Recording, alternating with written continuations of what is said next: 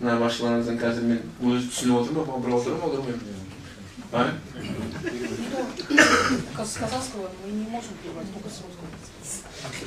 А если я русский язык не знаю, что так делать? Нет, вы если по-русски разговаривали, то есть выступали бы, я бы сразу перевела.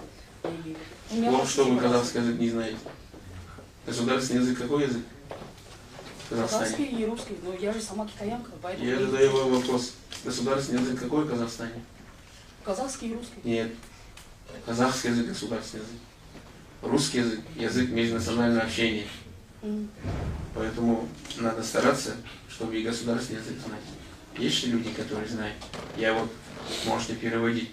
Я вчера, позавчера, вместе с госсекретарем мы были в Назарбаеве интеллектуальной школе. Там гражданин Соединенных Штатов Америки. 5 лет работает в школе. Он прекрасно говорит на казахском языке. Я ему задал вопрос, а как вы быстро? Я, говорит, живу же в Казахстане, говорит. Я же должен знать государственный язык Казахстана.